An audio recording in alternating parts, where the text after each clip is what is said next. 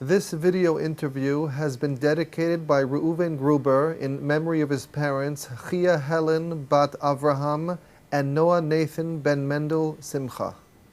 This is Torah Nation TV from Jerusalem, and we are speaking with the head of Machon Shilo, Rabbi David Bar-Hayim. Shalom, Rabbi Bar-Hayim. Shalom. In recent years, we see more and more Jews wearing Techelet in their Tzitzit. On the other hand, there are those who oppose this trend. Does the Rav have any comments? Well, first of all, let us state that the blue dye known in the Torah as Techelet is not uniquely Jewish. That is to say, it was a dye that was used throughout the Mediterranean world because the mollusk, as we will presently describe, from which this dye is derived, is found in abundance in certain parts, in fact many parts of the Mediterranean. It was known to the ancient Persians, the ancient Greeks, Phoenicians, and the Romans, all of whom used this dye. It was a very expensive dye. This is a fact that is attested to both by the Roman historian and writer of, describer of natural phenomena in the ancient world, known as Plinius. It's also written and described by Aristotle. This dye was known, and the way in which the mollusk in question was harvested from the seabed and how the dye was produced is discussed in some detail in a number of ancient sources. And this dye, which was known in the ancient world, was chosen by the Torah and made part of a certain miswath, certain commandments in the Torah. One of those miswath is the miswah of Tzitzit, the fringes or strings that are worn on a four-cornered garment. In ancient times, just as the Romans and the Greeks, etc., knew about this dye, so of course did the Jews. And in fact, it is discussed by Hazal in many places in the Midrash Halacha, in the Mishnah, in the Talmud, in the Midrash. It was a well-known and well-understood phenomena and dye, and people used it. Although it was expensive, wealthier people, the aristocracy, both Jewish and Gentile, used it simply for beautifying their garments. It was a very beautiful dye, and it was considered very special, and it was very expensive because it did not fade. Whereas the average Jew, where possible, he was able to, could afford only a small amount, just a few strings dyed with this material in order to perform the miswah of Tzitzit as described in the Torah. What of course happened in ancient times was that the Jews, as they were driven out from their land and found themselves in countries where this dye and this technology were not known, they themselves also forgot how to acquire this dye and how to produce it, and therefore all knowledge of this process and this dye and everything associated with it was lost.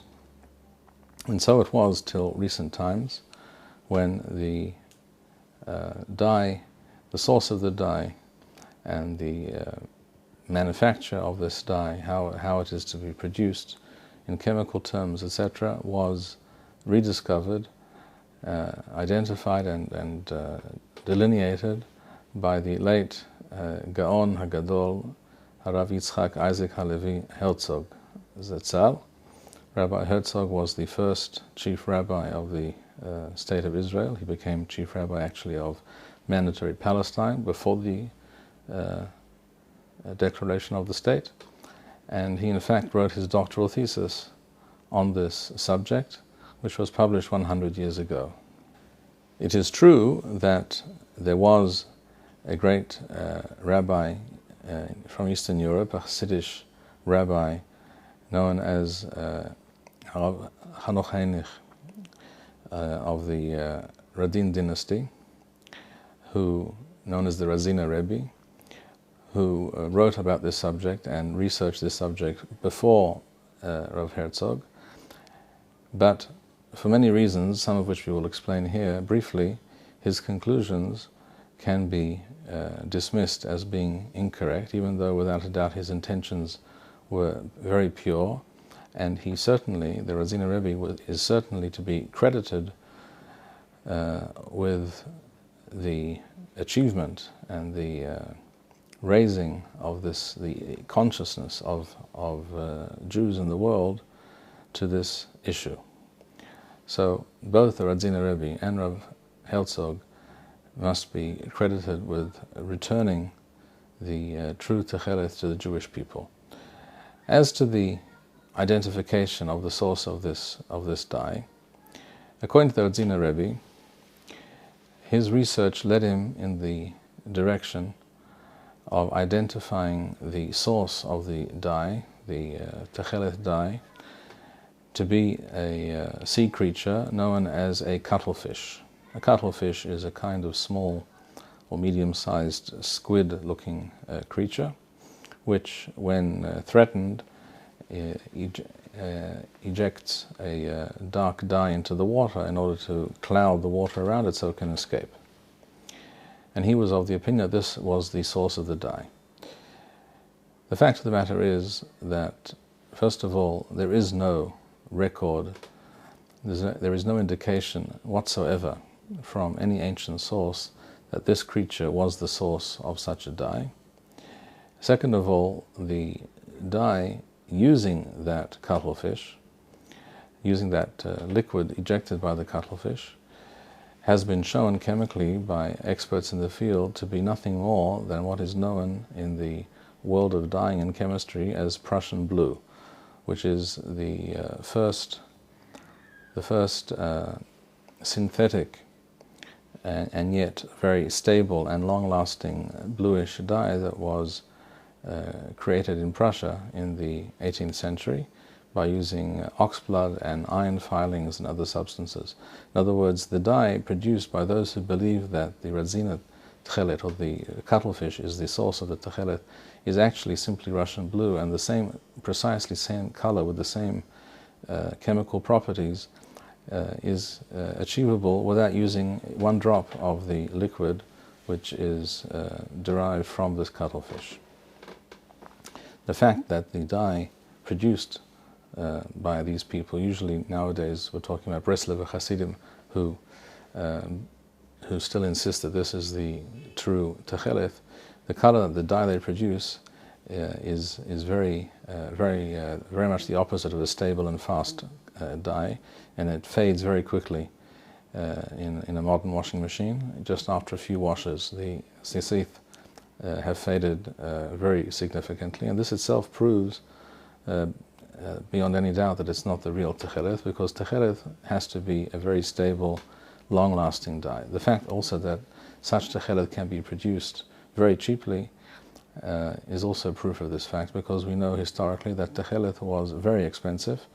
Aristotle reports that an amount of wool dyed with this substance was, weight for weight, more expensive than gold. So if it can be produced extremely cheaply, it certainly cannot be the real McCoy.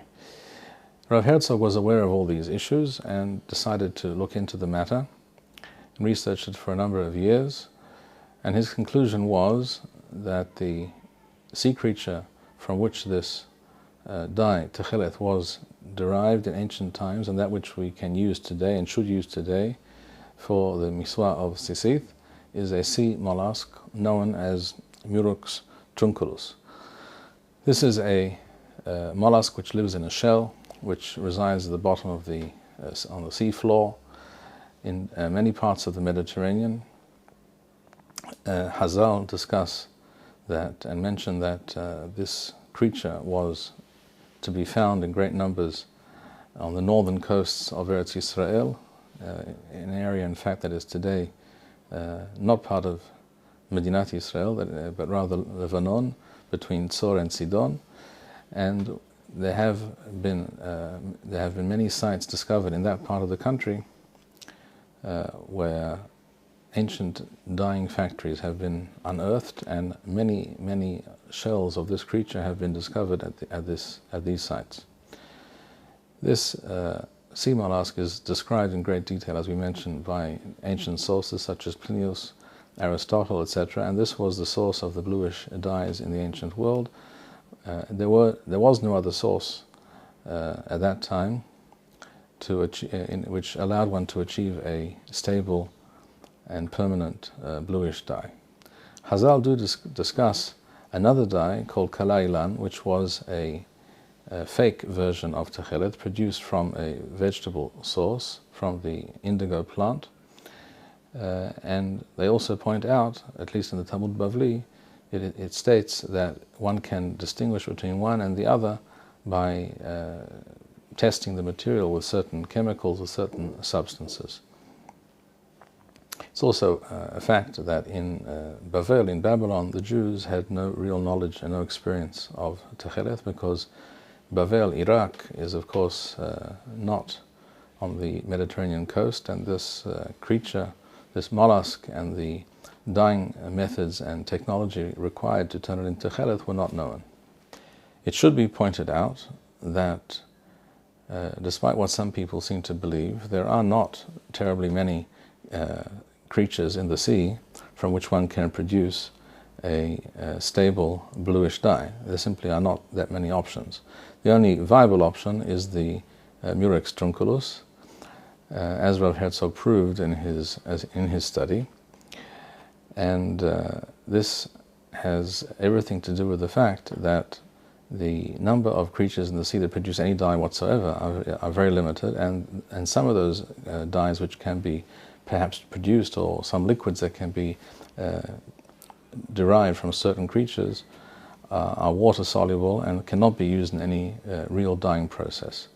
Therefore, both the cuttlefish, the creature pointed to by the Razina Rebbe, and also another sea snail known as the Yakinta, are snails which produce some kind of a liquid which has a certain color to it, but it is technically impossible to produce a dye from these materials, as they are water soluble. Anything which is water soluble cannot produce any stable dye. With regards to the source of the Techelet, there were Rabbanim ready at the time of the claims made by the Razina Rebbe,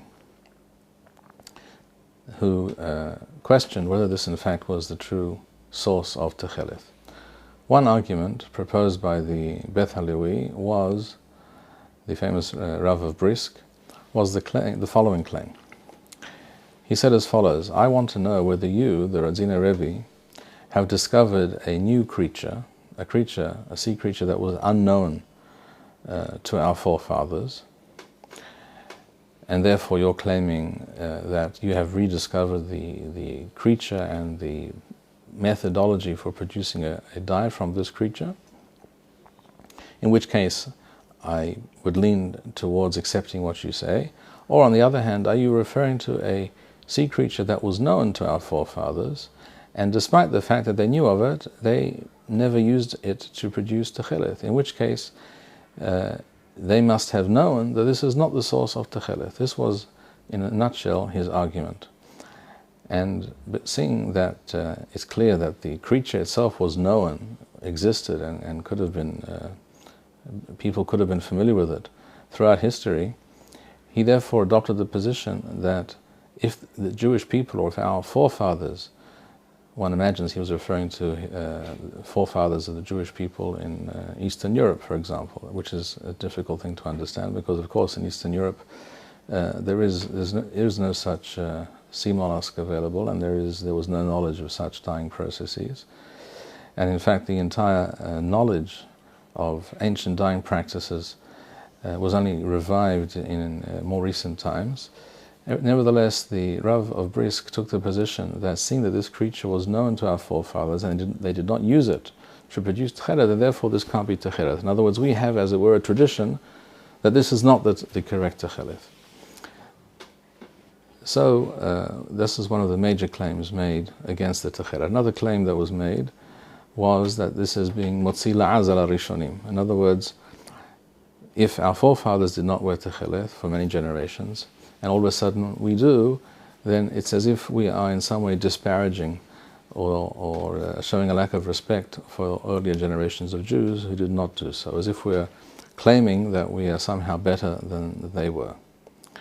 A third claim made by some is that if the dyeing question is not in fact Techelet, which is, they claim, something which is not absolutely certain, then perhaps wearing a string dyed with this material will in fact in some way render the Tzitzit pasul. These are some of the arguments that have been mentioned in opposition to the reintroduction of Techelet into the Jewish world. On an issue such as this, can we not just wait for Mashiach to decide the matter? You're absolutely right that many Jews feel that way, but it's also equally right to point out that such people are completely misguided and very, very much mistaken. The Mashiach, in fact, decides absolutely nothing. The Mashiach, as the Rambam points out in his Perush on the Mishnah in Masechet Sanhedrin and in Masechet Bechoroth and in other places, the Mashiach is not a posek halacha. The Mashiach is not necessarily even a rabbi, and it's not his job, it's not his part of his job description to decide such issues. Such issues, like any other halachic issue, can be and must be determined by study and research and decided by Talmidei Chachamim who are capable of rendering such decisions. To put the onus for confirming the identity of Techelet on the Mashiach is simply a kind of cop-out. In fact, it's even a kind of fairy tale. It's not based on anything at all in Jewish tradition, and it is completely something which should be completely ignored and does not deserve any further discussion. Then how in fact do we decide such a matter? Such a matter is to be decided exactly as any other halachic issue is to be decided. The difference between this issue and many halachic issues is that here it's not just a question of book knowledge, in other words, of Talmudic knowledge, of knowing what the Posekim wrote about this matter, because here we also need real-world knowledge, that is to say, a knowledge and understanding of dyeing practices and processes, the ancient dyes that existed in the ancient world, how these dyes were, how these creatures were procured, how the dye was produced. This was knowledge that was in fact lost as a result of the collapse of the Roman Empire, just as many forms of knowledge and technology that were known in the ancient world, in the Roman world for example, were lost as a result of the collapse of the Roman Empire. Another example of such a loss of information was the correct and complete method of tanning leather for halachic purposes, something which is described by Hazal in the Talmud and other halachic sources in great detail. And Hazal were very particular about how leather should be tanned, what process is required in order to render leather a kosher parchment for the purpose of writing a Sefer Torah or writing tefillin or mezuzot, etc.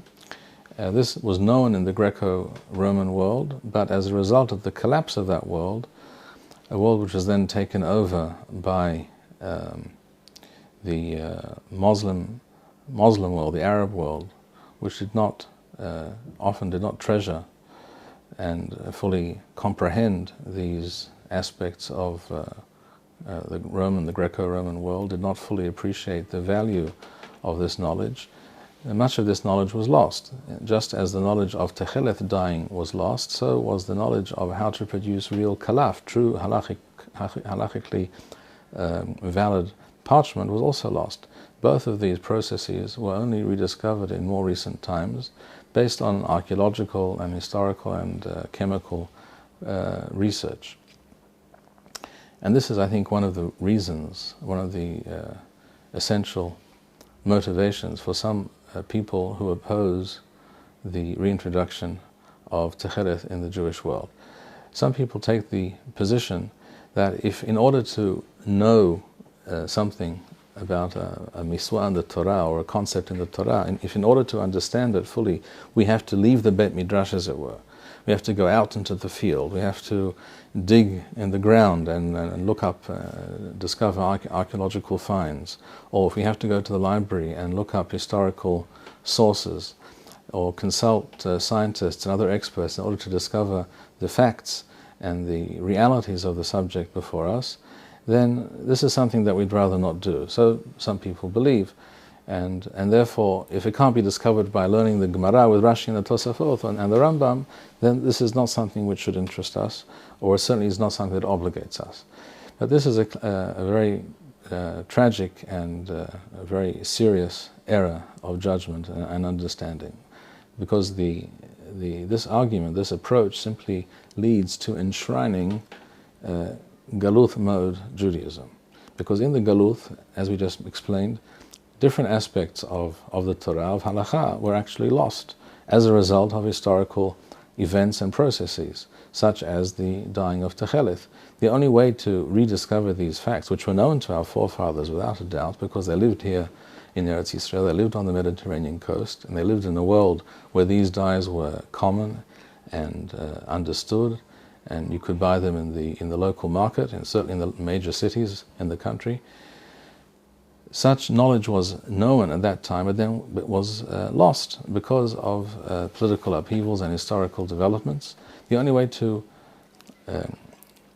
recaptivate this knowledge and turn it into something that we can use and activate and realize in the real world is by looking up the archaeological, historical sources and getting to know the facts which were forgotten by our forefathers. And therefore the argument of the Rav of Brisk, the Beth Halevi, that if this creature was known to our forefathers and yet they did not use it for the production of Techelet, this proves that it's not the origin of Techelet. This argument is completely unconvincing and uncompelling, because even if they were aware of this mollusk, which I very much doubt if we're talking about Lithuania or Russia, where this mollusk does not exist, even if they were fully aware of the existence of such a creature, but had no reason to suspect that this was the creature from which one can produce Techelet, just as, by the way, no one in the entire world was aware of this information till recent generations,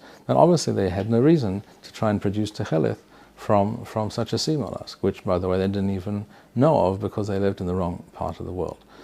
And as for the Mediterranean part of the world, or the Middle East, etc., the Jews there also were unaware of these facts, because, as I said, as a result of the collapse of the Roman Empire, much information and knowledge and ancient practices were lost to the world, or almost lost, and have only been recently rediscovered and made into something that we can actually use and benefit from today. And this is part of the process of Geula, and this is also part of the process of reuniting the Torah, which in the Galuth was shifting further and further away from the real world, the world of facts and figures and realities and history and science, and reuniting the Torah with human knowledge and endeavor of all kinds, and creating a more comprehensive and true and authentic Torah. Thank you, Rabbi Bar-Hayim. We would like to suggest the following opportunity to our viewers. If you identify with Rabbi Bar-Hayim's message and would like to sponsor or dedicate a video interview with the Rabbi in honor or memory of a loved one, if you would like to obtain Nusach Eretz Yisrael or invite the Rabbi for a speaking engagement, please email us at office@machonshilo.org.